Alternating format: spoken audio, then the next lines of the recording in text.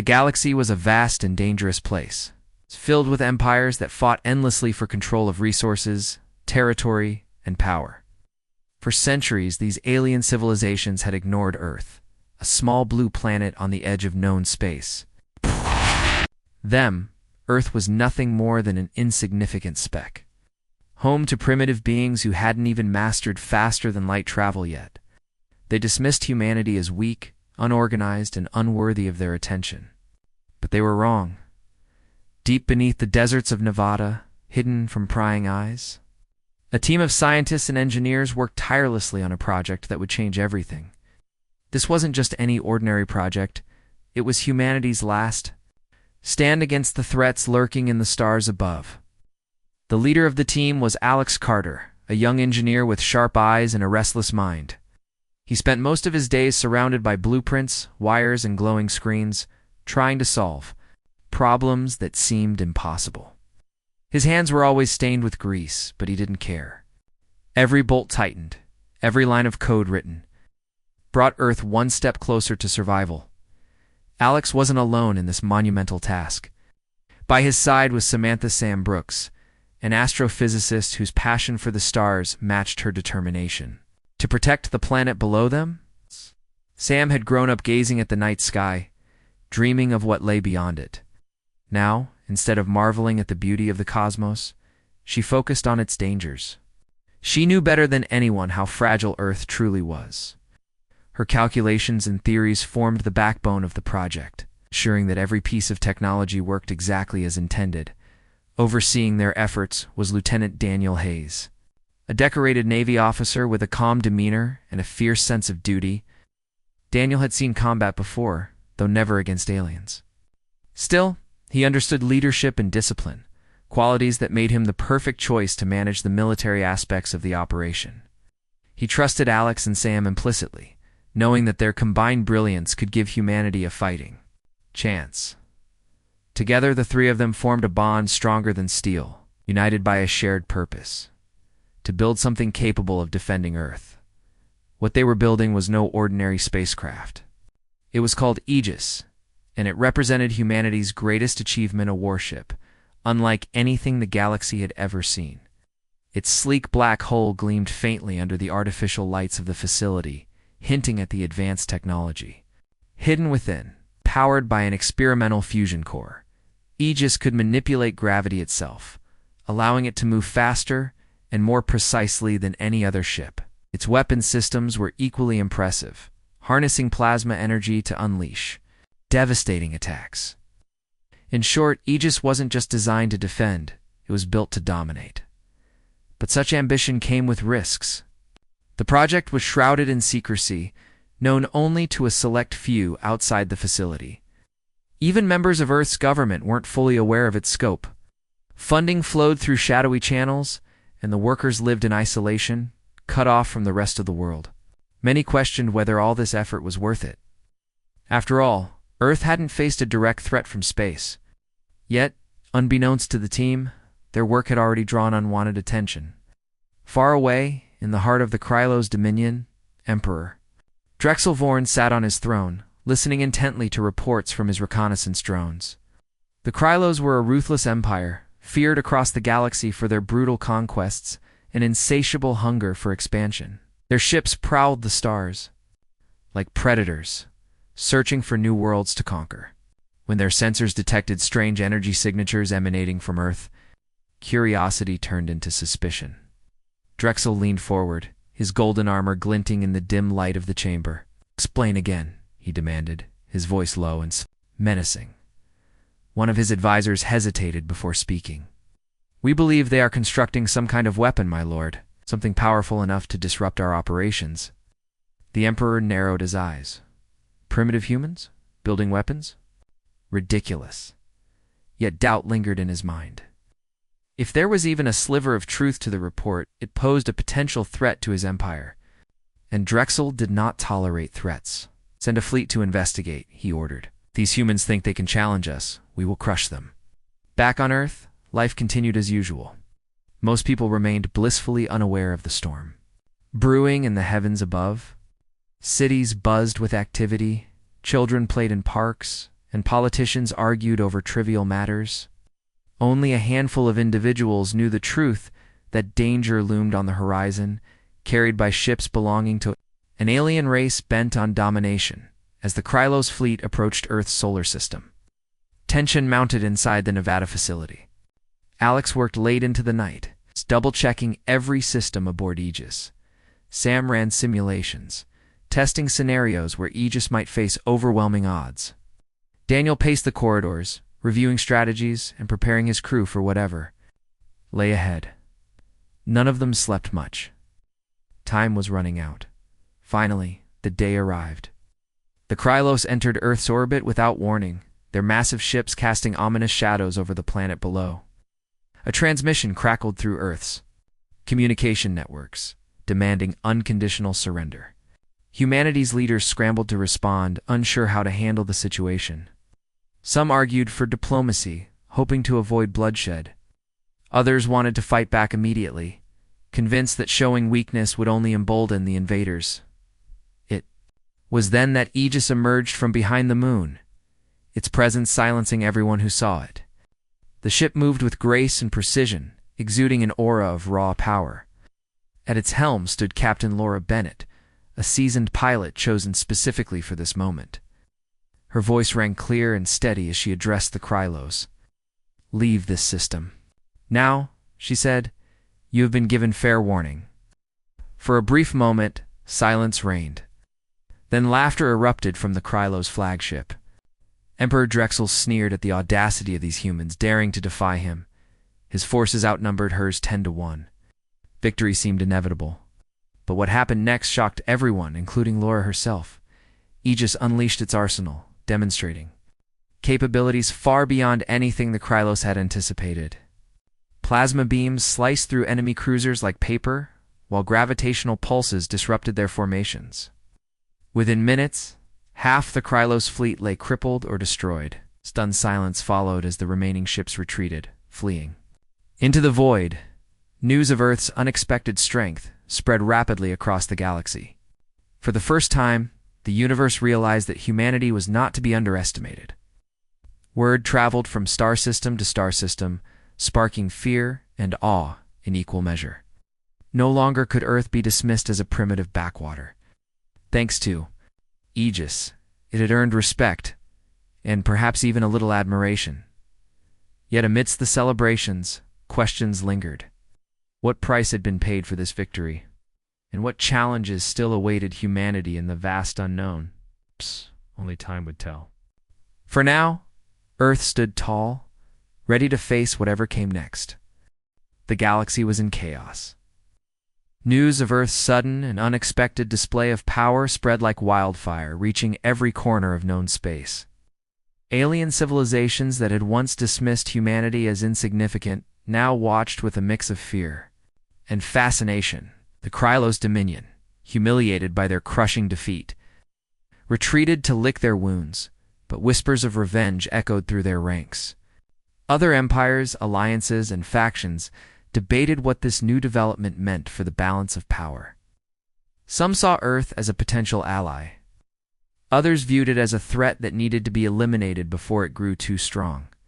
Back on Earth, celebrations erupted in cities around the globe. People poured into the streets, waving flags and cheering for Aegis, the warship that had single-handedly saved their planet from certain doom. Fireworks lit up the night sky, and news channels replayed footage of the battle over and over again. For the first time in history, humanity felt united, not just as nations, but as a species standing together against the unknown dangers of the cosmos. But not everyone shared in the joy. At the secret facility in Nevada, Alex Carter sat alone.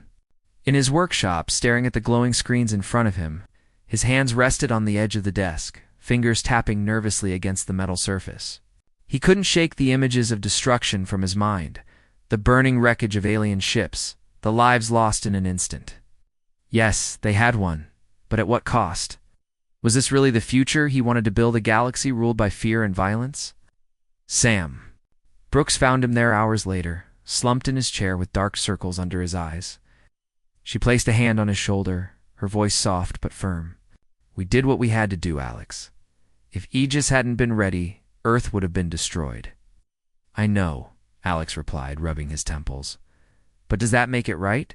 We built something incredible, something no one else thought possible, and now we're using it to kill? Sam sighed, pulling up a stool beside him. It's not about killing. It's about survival. Can't blame yourself for what happened out there. Those aliens came here looking for a fight. They didn't give us any other choice.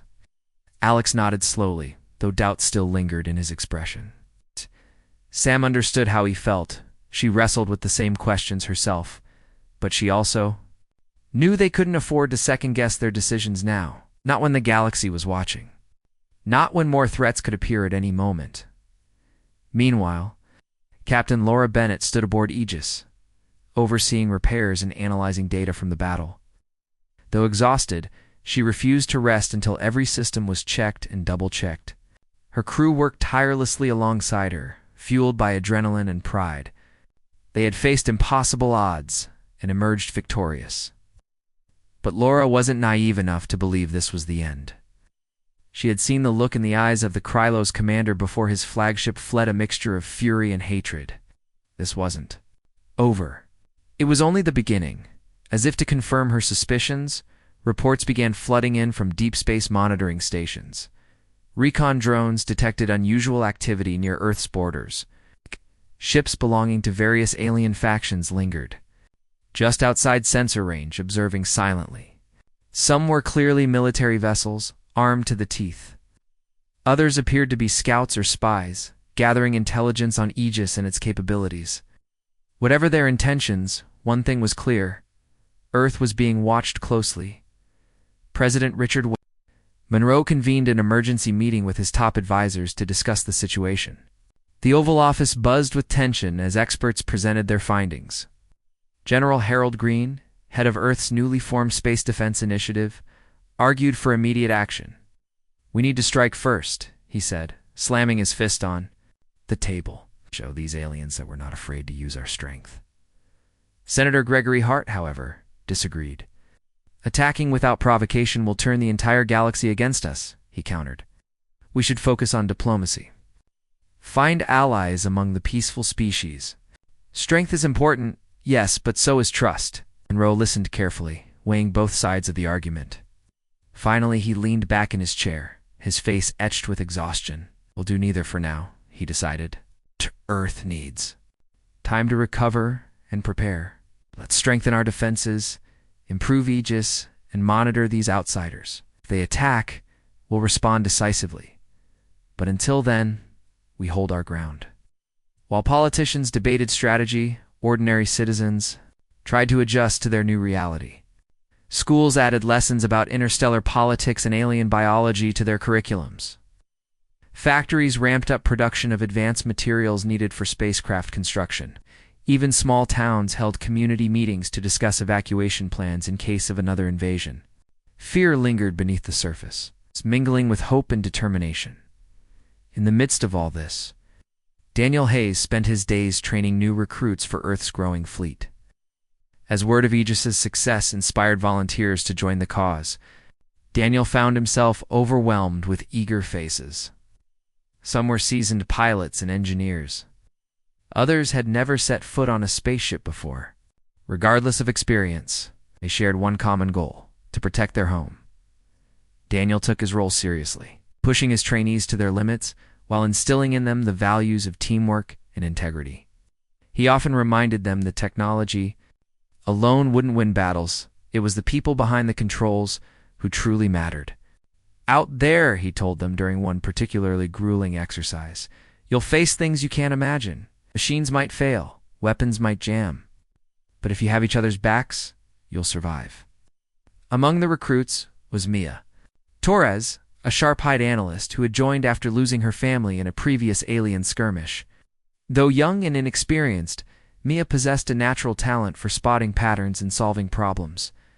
She quickly earned Daniel's respect, becoming one of his most trusted protégés. Little did anyone know, her skills would soon prove invaluable. As weeks passed, tensions continued to rise. The Krylos remained eerily quiet, rebuilding their forces in secret. Rumors circulated of alliances forming between rival factions, united by a shared desire to neutralize Earth's newfound power.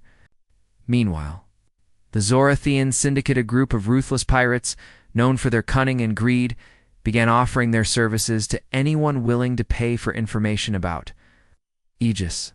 Their leader, a charismatic rogue named Karth Voss, promised to uncover Earth's secret sand, exploit them for profit. Unbeknownst to Earth's leaders, one of Karth's agents had already infiltrated their ranks. Ethan Cole, a smooth-talking diplomat posing as an ambassador from the Federation of Alcyon, arrived on Earth with promises of friendship and cooperation. His charm won over many, including some high-ranking officials who welcomed him into confidential briefings. No one suspected that Ethan was secretly feeding data to the Zorathians.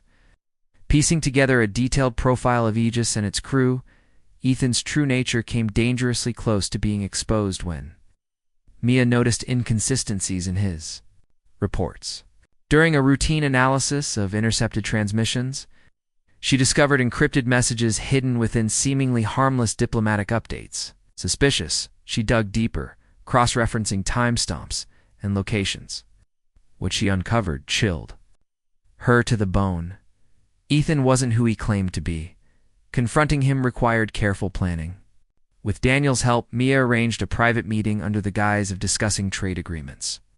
When Ethan arrived, confident and relaxed, she wasted no time getting to the point. "You're not from Alcyon, are you?" she asked bluntly.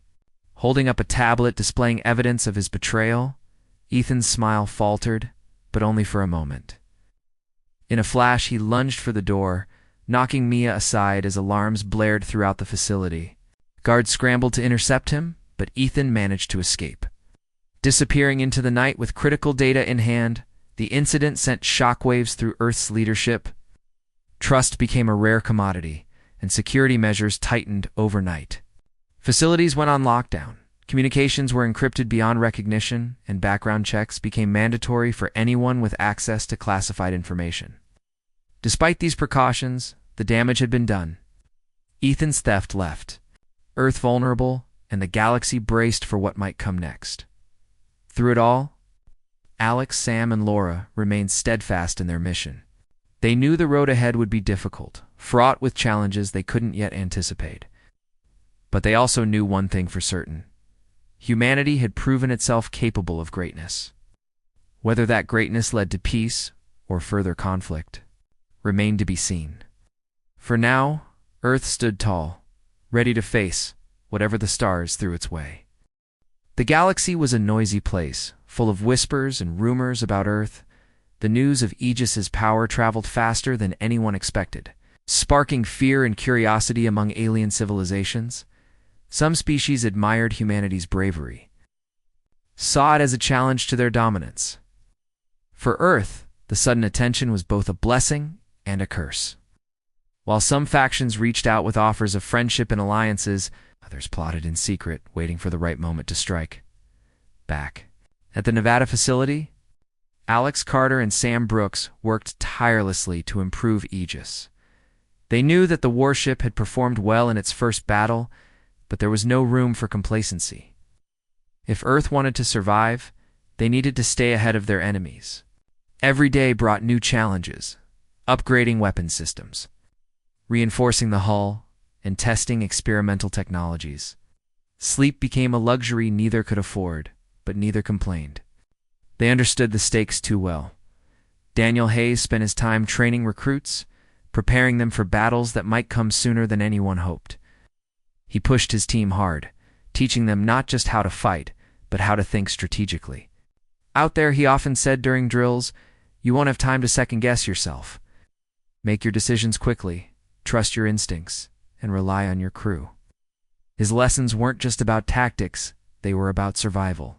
Despite their efforts, tensions on Earth grew. Politicians argued endlessly about what to do next. Some believed humanity should take the offensive, using Aegis to expand Earth's influence and secure resources across the galaxy. Others advocated for caution, warning that aggressive actions could provoke even stronger retaliation from alien Empires. President Richard Monroe found himself caught in the middle, torn between competing visions for Earth's future. One evening, Monroe convened a meeting with his closest advisors. General Harold Greene, still eager for action, urged him to authorize preemptive strikes against known threats. "We've shown we can defend ourselves," Greene argued.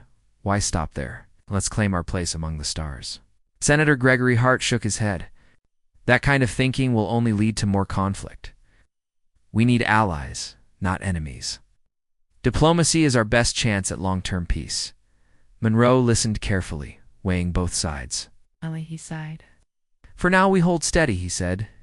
"Earth isn't ready for another war. Let's focus on strengthening our defenses and building relationships where we can." While leaders debated strategy, ordinary people adjusted to life under the shadow of interstellar politics. Schools taught children about alien cultures, preparing them for a future where humanity might interact with other species daily. Factories worked around the clock to produce materials needed for spacecraft construction. Even small towns held drills to practice evacuations in case of emergencies. Fear lingered beneath the surface, but so did hope. Humanity had faced impossible odds. Before in triumph, Laura Bennett kept a close eye on developments beyond Earth's borders. Reports poured in from monitoring stations scattered throughout the solar system. Alien ships continued to loiter near Earth's territory, watching silently. Some belonged to rival empires like the Krylos Dominion, while others were mercenaries, or pirates hired by unknown parties. Whatever their motives, Laura knew they posed a threat. She ordered her crew to remain vigilant, running simulations and preparing for every possible scenario. One night, as Laura stood on the bridge of Aegis, staring at the stars through the viewport, she felt a deep sense of unease. The galaxy was vast and unpredictable, filled with dangers she couldn't fully comprehend. Yet, despite the uncertainty, she felt a flicker of pride. Humanity had proven itself capable of standing toe-to-toe with the most powerful forces in the universe. That realization gave her strength, even as doubts lingered in her mind. Meanwhile, Ethan Cole's betrayal cast a long shadow over Earth's operations. Though he had escaped with critical data, his actions left a trail of mistrust. Officials questioned everyone, scrutinizing backgrounds and motives. Security measures tightened further, making it harder for spies or diplomats to gain access to sensitive information. Despite these precautions, Mia Torres couldn't shake the feeling that Ethan's theft was only the beginning. Something bigger was coming, though she couldn't say what. Her suspicions deepened when she intercepted strange signals originating from outside Earth's solar system. At first glance, the transmissions appeared harmless random bursts of static mixed with faint voices speaking in unfamiliar languages. But Mia noticed patterns within the noise, repeating sequences that suggested coordination. She shared her findings with Daniel, who immediately recognized the implications. "They're planning something," Daniel said, pacing back and forth in Mia's office. "These signals are too precise to be random. Someone's organizing an attack." Mia nodded, her expression grim. "If we don't figure out who's behind this soon, we'll be caught off guard again." Together, they brought their concerns to Laura, who wasted no time escalating the matter to Earth's leadership. President Monroe called another emergency meeting, this time including representatives from various branches of government and military. When Mia presented her evidence, the room fell silent. Everyone understood the gravity of the situation. "We need to act fast," Monroe said finally. "If these signals are part of a coordinated effort, we can't afford to wait for them to make the first move." General Greene seized the opportunity to push for offensive action. "This is exactly why we need to strike now," he insisted. "Let's send Aegis to investigate these signals and neutralize any threats before they reach us." Senator Hart disagreed. "Rushing into another battle without knowing who we're dealing with is reckless. We should gather more intelligence first." After hours of heated debate, Monroe made a compromise. He authorized Aegis to conduct reconnaissance missions near the source of the signals, accompanied by a small fleet of support ships. Their mission was simple: gather information and avoid direct confrontation unless absolutely necessary. As preparations began, Alex and Sam worked overtime, to ensure Aegis was ready for whatever lay ahead. They installed additional sensors and upgraded the ship's communication systems, allowing it to track and decode alien transmissions in real time. Alex also added new defensive measures, including automated turrets designed to fend off smaller vessels attempting to board. On the day of departure, Laura addressed her crew, her voice calm but firm. "This mission is critical," she told them. "We're stepping into unknown territory, facing dangers we may not fully understand. Stay sharp, stay focused, and remember why we're here. We're not just protecting Earth, we're defending the future of humanity." With that, Aegis launched into the void, flanked by its escorts. As the fleet disappeared into the darkness of space, those left behind watched anxiously, praying for their safe return. No one knew what awaited them out there, but one thing was certain: humanity's journey into the stars was far from over. Days turned into weeks as Aegis ventured deeper into uncharted territory. The crew worked tirelessly, scanning for signs of activity and decoding intercepted transmissions. Slowly, pieces of the puzzle began to fall into place. The signals originated from a remote region of space controlled by the Zerothian Syndicate, a group of ruthless mercenaries known for their loyalty to the highest bidder. It seemed likely that they were working with the Krylos Dominion, pooling resources to launch a massive assault on Earth. When this information reached Earth, panic rippled through its leaders. President Monroe ordered immediate reinforcements, sent to Aegis along with instructions to retreat if the situation became too dangerous. But Laura refused to back down.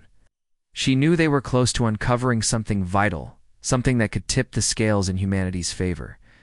As Aegis approached the source of the signals, the crew braced for the worst. What they found exceeded their wildest fears.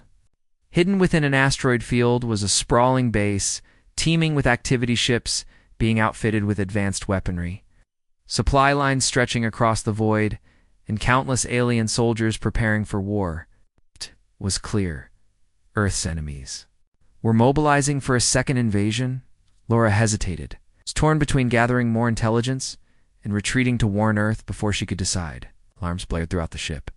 Enemy patrols had detected their presence. Within moments, Aegis was surrounded, outnumbered, and outgunned. The crew scrambled to defend themselves, firing plasma beams and deploying countermeasures to fend off attackers.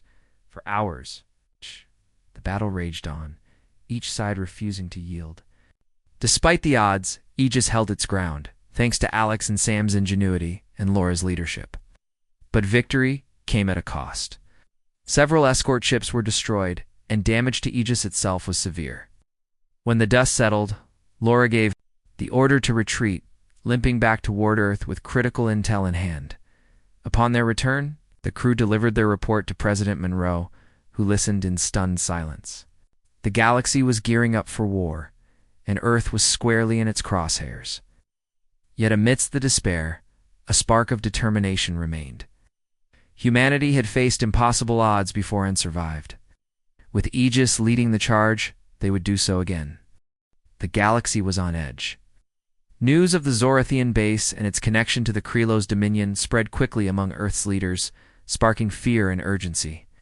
The enemy wasn't just planning an attack, they were building an army. Ships, weapons, and soldiers were being assembled in secret, hidden away in remote corners of space.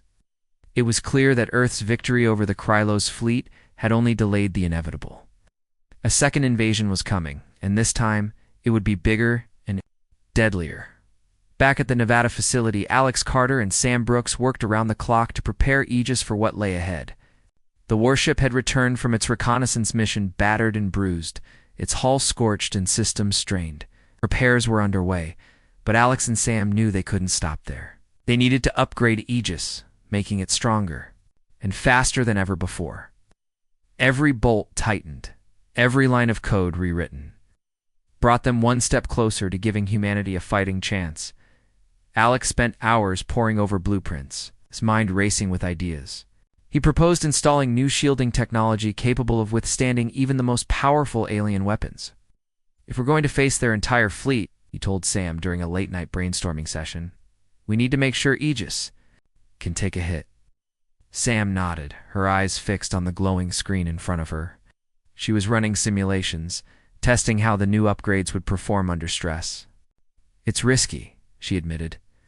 "These systems haven't been tested in real combat yet, but if they work, they could give us the edge we need." While Alex and Sam focused on Aegis, Daniel Hayes trained his crew harder than ever. The recruits, who had once been wide-eyed newcomers, were now seasoned soldiers, hardened by the realities of interstellar warfare. Daniel pushed them to their limits, drilling them on tactics, teamwork, and survival skills. Out there, he reminded them during one particularly intense exercise, "You won't get second chances. Make your shots count, and trust the person next to you." Mia Torres became indispensable during this time. Her sharp eyes and quick thinking earned her a permanent spot on Laura Bennett's bridge crew. She monitored communications, decoded alien transmissions, and analyzed data from deep space probes. Though still young and relatively inexperienced, Mia proved herself time and again, uncovering critical information that helped Earth stay one step ahead of its enemies. Meanwhile, President Richard Monroe faced mounting pressure from all sides. Some advisors urged him to launch a preemptive strike against the Zorathian base, arguing that destroying it would cripple the enemy's plans. Others cautioned against such bold moves, warning that attacking without provocation could unite the galaxy against Earth. Monroe listened carefully, weighing each argument before making his decision. "We won't start a war," he finally declared, "but we will defend ourselves, strengthen our borders, reinforce our fleets, and prepare for anything. If they come for us, we'll be ready." As Earth braced for conflict, tensions reached a breaking point. Alien ships continued to linger near Earth's borders, watching and waiting. Some openly taunted humanity, broadcasting messages filled with threats and insults. Others remained silent, lurking in the shadows like predators stalking their prey. Everyone knew it was only a matter of time before the storm broke. Laura Bennett kept a close eye on the situation, monitoring reports from surveillance stations scattered throughout the solar system. She knew the enemy was gathering strength, biding its time until the moment was right. When that moment came, Aegis would be humanity's first stand, perhaps last line of defense. One evening, as Laura stood on the bridge of Aegis, staring at the stars through the viewport, she felt a mix of pride and dread. Humanity had accomplished so much in such a short time, proving itself capable of standing up to the most powerful forces in the galaxy. At the cost of that achievement weighed heavily on her shoulders. Every battle meant lives lost, families torn apart, dreams shattered. Was it worth it? Could they truly win against odds that seemed insurmountable? Her thoughts were interrupted by an alert flashing on the main console. Mia rushed over, her face pale. "Captain," she said urgently, "we've detected unusual activity near Jupiter. Multiple ships are moving into position." Laura's heart sank. This was at the moment they had been dreading. She ordered the crew to prepare for battle, her voice steady despite the turmoil inside her. "Everyone to your stations," she commanded. "We don't know what's coming, but we'll face it together." Within minutes, alarms blared throughout the ship as enemy vessels appeared on. Sensors. Dozens of cruisers, destroyers, and fighters emerged from behind Jupiter's moons, their weapons trained on Earth. At their center was a massive flagship, larger than anything Laura had seen before. Its hull gleamed ominously in the light of the distant sun, and its presence sent a chill down her spine. "This is it," Daniel muttered, gripping the railing beside Laura. "They're here." The Krylos fleet moved swiftly, launching waves of attacks designed to overwhelm Earth's defenses. Plasma beams streaked across the void, striking satellites and orbital platforms. Ground-based missile systems fired back, but the sheer number of enemy ships made it nearly impossible to hold the line. Chaos erupted as cities scrambled to evacuate, and panic spread across the planet. On board Aegis, the crew fought valiantly, unleashing their upgraded weapon systems with devastating precision. Plasma cannons tore through enemy formations while gravitational pulses disrupted their coordination. For a brief moment it seemed like humanity might turn the tide. But then the Zorathians joined the fray, their nimble fighters darting between Aegis's defenses and targeting its weak points. Damage mounted quickly. Shields flickered and failed, exposing vulnerable sections of the hull. Explosions rocked the ship, sending crew members sprawling. Fires broke out in engineering, forcing Alex and his team to abandon repairs and focus on containing the blaze. Despite the chaos, no one gave up. Each person aboard Aegis knew what was at stake, not just their lives, but the future of humanity. In the heat of battle, Alex made a desperate decision. He activated Aegis's prototype weapon, the Singularity Cannon. Designed to create miniature black holes, the cannon promised unparalleled destructive power but also carried immense risk. Using it could destabilize nearby star systems, potentially dooming millions of innocent lives. Yet, with the enemy closing in, Alex saw no other choice. "Captain," he said, his voice trembling, "we need to use the cannon. It's our only chance." Laura hesitated, her mind racing with the implications. Finally, she nodded. "Do it," she ordered, "but aim carefully. Can't afford collateral damage." As the cannon charged, Sam monitored readings nervously. "This changes everything," she whispered, "for better or worse." When the Singularity Cannon fired, the effect was immediate and catastrophic. A swirling vortex of energy erupted from Aegis, engulfing a large portion of the enemy fleet. Ships were sucked into the void, crushed by unimaginable forces. Survivors fled in disarray, abandoning their positions and retreating toward deep space. Within moments, the tide of battle shifted dramatically. Though victorious, the cost was staggering. Earth's orbital defenses lay in ruins, and countless lives had been lost. Cities burned, and communication networks collapsed under the strain. As the dust settled, survivors stared at the sky, wondering if the galaxy would ever see peace again. Back aboard Aegis, exhaustion and grief hung heavy in the air.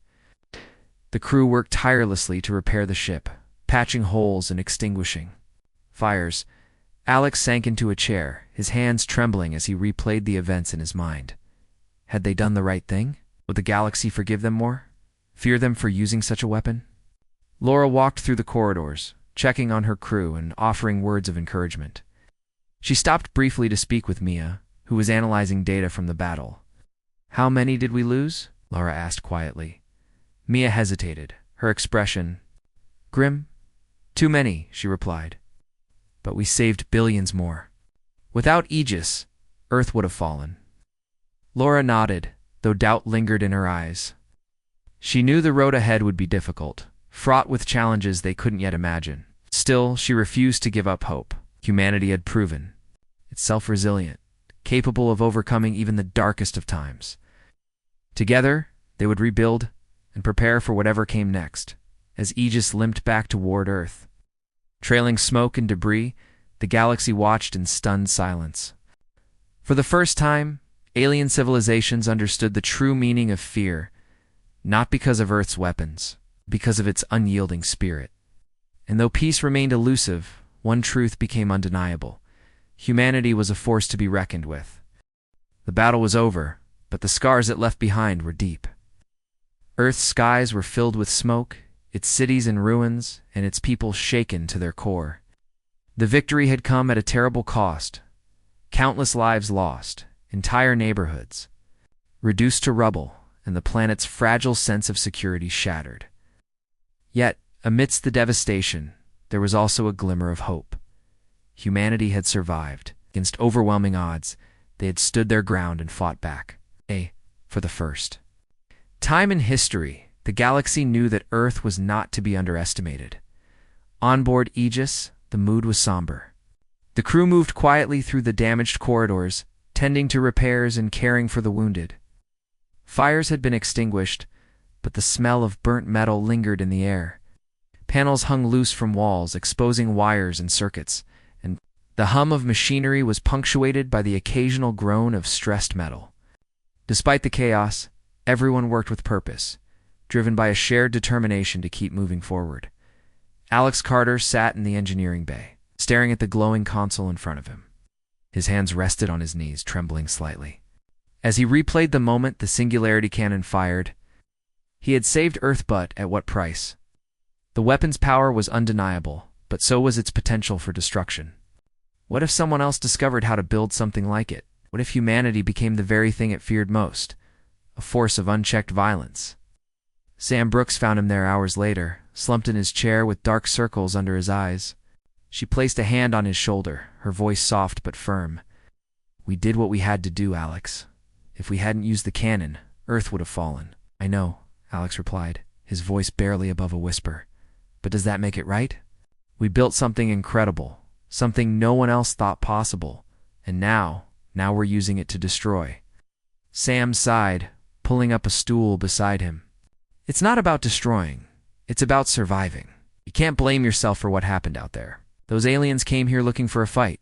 They didn't give us any other choice." Alex nodded slowly, though doubt still lingered. In his expression, Sam understood how he felt. She wrestled with the same questions herself, but she also knew they couldn't afford to second-guess their decisions now. Not when the galaxy was watching. Not when more threats could appear at any moment. Meanwhile, Captain Laura Bennett stood on the bridge, gazing out at the stars through the cracked viewport. Her uniform was streaked with soot, and her face bore the marks of exhaustion, but her eyes remained sharp and focused.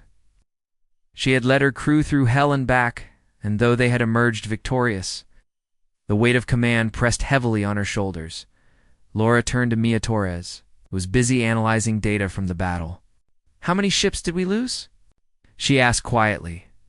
Mia hesitated before answering. "Too many, Captain. Most of the escort fleet didn't make it." "Yes, we would have lost everything." Laura nodded, her jaw tightening. She knew the numbers didn't tell the whole story.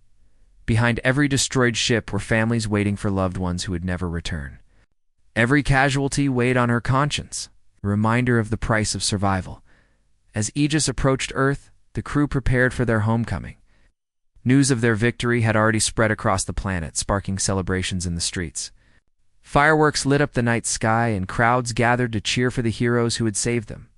Yet, as the warship descended through the atmosphere, its battered hull told a different story, one of sacrifice and resilience.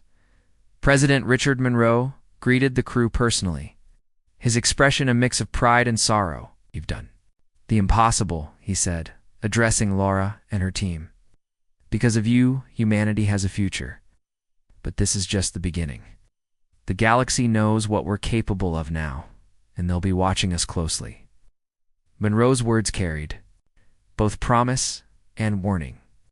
Earth's leaders faced a daunting task, rebuilding their world while navigating the complexities of interstellar politics.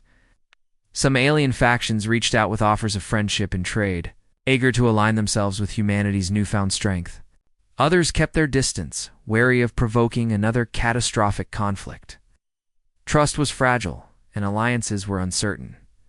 In the weeks that followed, Earth began the long process of recovery. Cities rebuilt their shattered infrastructure. Factories churned out supplies for displaced families. And schools reopened to teach children about the dangers and possibilities of life among the stars. Yet, beneath the surface, tensions simmered. Spies and saboteurs continued to infiltrate human colonies, seeking weaknesses to exploit. Alien mercenaries offered their services to anyone willing to pay for intelligence on Aegis, and rumors swirled of secret alliances forming between rival empires, united by a shared desire to neutralize Earth's power. Ethan Cole, the traitorous diplomat who had escaped with critical data, reappeared in the shadows. Though his identity was now known, capturing him proved nearly impossible. He moved like a ghost, slipping between star systems and selling secrets to the highest bidder. His actions left a trail of mistrust, forcing Earth to tighten security measures even further. Facilities went on lockdown, communications were encrypted beyond recognition, and background checks became mandatory for anyone with access to classified information. Despite these precautions, Ethan's theft left Earth vulnerable. Key details about Aegis's design and capabilities had fallen into enemy hands, giving rival factions valuable insight into humanity's greatest weapon. Engineers scrambled to modify the ship's systems, adding new layers of complexity to throw off potential imitators. But Alex and Sam knew it was only a matter of time before someone tried to replicate their work as Earth adjusted to its new reality. Internal divisions grew. Senator Gregory Hart pushed for diplomacy, urging President Monroe to seek peaceful solutions to galactic disputes. "We've shown we can defend ourselves," he argued during a heated session of Congress. "Now let's show we can coexist." "Strength alone won't win us allies. It will only breed fear." General Harold Greene disagreed. "Fear keeps enemies at bay," he countered. "If we want to secure our place in the galaxy, we need to project power, expand our borders, claim resources, and make it clear that we won't tolerate aggression." Monroe listened carefully, weighing both sides of the argument. Finally, he leaned back in his chair, his face etched with exhaustion. "For now, we hold steady," he decided. "Earth needs time to heal and rebuild. Let's focus on strengthening our defenses, improving Aegis, and monitoring these outsiders. If they attack, we'll respond decisively. But until then, we hold our ground." While politicians debated strategy, ordinary citizens tried to adjust to their new reality. Schools added lessons about interstellar politics and alien biology to their curriculums. Factories ramped up production of advanced materials needed for spacecraft construction. Even small towns held community meetings to discuss evacuation plans in case of another invasion. Fear lingered beneath the surface, mingling with hope and determination. Daniel Hayes spent his days training new recruits for Earth's growing fleet. As word of Aegis's success inspired volunteers to join the cause, Daniel found himself overwhelmed with eager faces. Some were seasoned pilots and engineers. Others had never set foot on a spaceship before. Regardless of experience, they shared one common goal: to protect their home. Daniel took his role seriously, pushing his trainees to their limits while instilling in them the values of teamwork and integrity. He often reminded them that technology alone wouldn't win battles. It was the people behind the controls who truly mattered. "Out there," he told them during one particularly grueling exercise, "you'll face things you can't imagine. Machines might fail, weapons might jam. But if you have each other's backs, you'll survive." Among the recruits was MIA Torres, whose sharp eyes and quick thinking earned her a permanent spot on Laura Bennett's bridge crew. She monitored communications, decoded alien transmissions, and analyzed data from deep space probes. Though still young and relatively inexperienced, Mia proved herself time and again, covering critical information that helped Earth stay one step ahead of its enemies. Back aboard Aegis, Alex and Sam worked tirelessly to upgrade the ships, systems determined to ensure it remained unmatched. They installed new shielding technology, redesigned weapons arrays, and added experimental countermeasures to thwart enemy attacks. Every improvement brought them closer to securing humanity's future, but also raised ethical questions about the line between defense and domination. As months passed, tensions continued to rise. The Krylos Dominion remained eerily quiet, rebuilding their forces in secret. Rumors circulated of alliances forming between rival factions, united by a shared desire to neutralize Earth's newfound power. Meanwhile, the Zerothian Syndicate, a group of ruthless pirates known for their cunning and greed, began offering their services to anyone willing to pay for information about Aegis. Their leader, a charismatic rogue named Karth Voss, promised to uncover Earth's secret sand, exploit them for profit. Unbeknownst to Earth's leaders, one of Karth's agents had already infiltrated their ranks. Ethan Cole, posing as an ambassador from the Federation of Alcyon, arrived on Earth with promises of friendship and cooperation. His charm won over many, including some high-ranking officials, who welcomed him into confidential briefings. The galaxy was quieter now, but the silence was uneasy. Earth's victory over the combined forces of the Krylos Dominion and the Zerothian Syndicate had sent shockwaves through every corner of known space. Alien civilizations that once dismissed humanity as weak and primitive now watched with wary eyes. Some admired Earth's resilience. Others feared its newfound power. For better or worse, humanity had earned a seat at the galactic table, but it was a seat surrounded by uncertainty. On board, Aegis's repairs were nearly complete. The warship gleamed once more, its battered hull replaced with sleek, reinforced plating.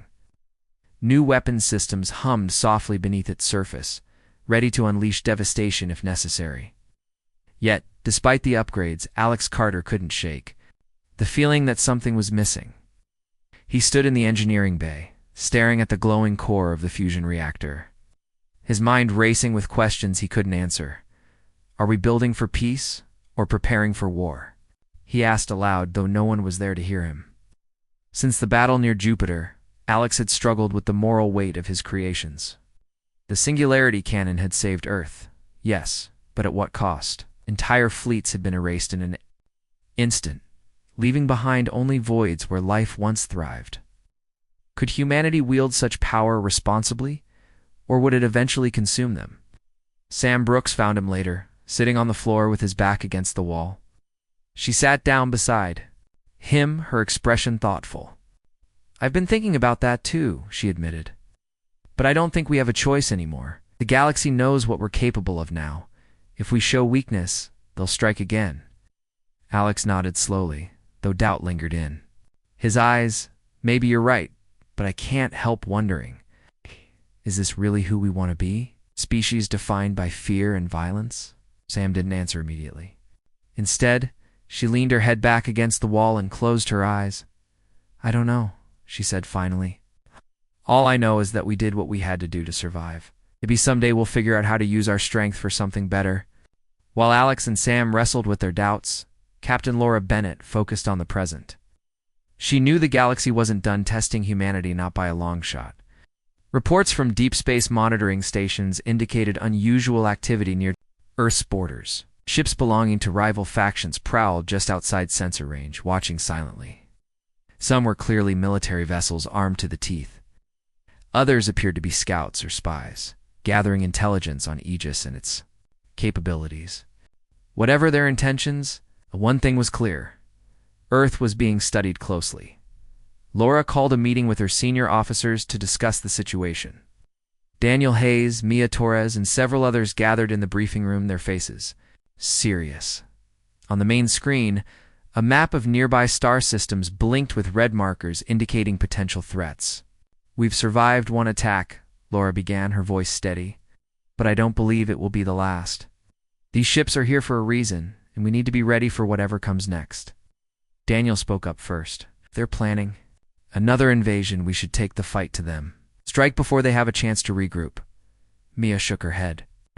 That's too risky. We still don't know how many enemies we're dealing with or how strong they are. Attacking blindly could leave us vulnerable. Laura considered both arguments carefully before making her decision. For now, we stay on defense, monitor their movements closely, and report anything suspicious. If they make a move, we'll respond decisively. But until then, we hold our ground. As the meeting ended, Laura stayed behind, staring at the map on the screen. Her thoughts drifted to the crew under her command, the men and women who had fought so bravely during the last battle. Many had lost friends, family members, and comrades. Despite the pain, they continued to serve with courage and determination. Laura felt a deep sense of responsibility for their safety and for the future of humanity itself, back on Earth. President Richard Monroe faced mounting pressure from all sides. Politicians argued endlessly about the best way to secure Earth's place in the galaxy. Some advocated for aggressive expansion, urging Monroe to claim new territories and resources. Others pushed for diplomacy, seeking alliances with peaceful alien species. Caught in the middle, Monroe struggled to chart a course that balanced strength with compassion. One evening, he convened a private meeting with his closest advisors. General Harold Greene pressed for immediate action. We've shown we can defend ourselves, he argued. Why stop there? Let's expand our influence and establish colonies in unclaimed star systems. Show the galaxy that humanity is here to stay. Senator Gregory Hart disagreed. Rushing into expansion without understanding the consequences will only lead to more conflict. We need to build trust, not fear. Diplomacy is our best chance at long-term stability. Monroe listened carefully, weighing both perspectives. Finally, he sighed. For now, we focus on rebuilding and strengthening our defenses. Expansion can wait. What Earth needs most right now is unity, not division. Though Monroe's words provided some clarity, challenges remained. Alien factions continued to test Earth's resolve, sending probes and drones to gather intelligence. Spies infiltrated human colonies, seeking weaknesses to exploit. Even Ethan Cole, the traitorous diplomat who had escaped with critical data, reappeared in the shadows, selling secrets to anyone willing to pay. His actions left a trail of mistrust that forced Earth to tighten security measures even further. Despite these threats, ordinary citizens tried to rebuild their lives. Cities repaired their shattered infrastructure. Factories produced supplies for displaced families. And schools reopened to teach children about the dangers and possibilities of life among the stars. Hope lingered beneath the surface, mingling with fear and determination. Humanity had faced impossible odds before and triumphed. That knowledge gave people the strength to keep moving forward. Meanwhile, Alex and Sam worked tirelessly to improve Aegis. They installed experimental systems designed to detect cloaked ships and decrypt alien transmissions.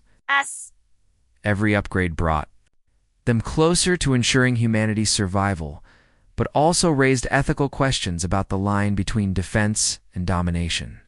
At night, when the facility grew quiet, Alex often found himself staring at the stars through the window, wondering what the future held. "I wish I could see beyond tomorrow," he confessed to Sam one evening. "Just once, I'd like to know if we're doing the right thing." Sam smiled faintly. "None of us can predict the future. All we can do is try our best and hope it's enough." As weeks turned into months, tensions reached a breaking point. Krylo's Dominion, humiliated by their earlier defeat, launched a propaganda campaign aimed at uniting rival factions against Earth. Their message was simple. Humanity was a threat to galactic peace, a dangerous species that needed to be contained. Slowly but surely, alliances began to form, pooling resources and technology in preparation for another assault. When news of these developments reached Earth, panic rippled through its leaders. President Monroe ordered immediate reinforcements, sent to Aegis, along with instructions to patrol Earth's borders more aggressively. Laura complied, leading her crew on frequent missions to deter potential invaders.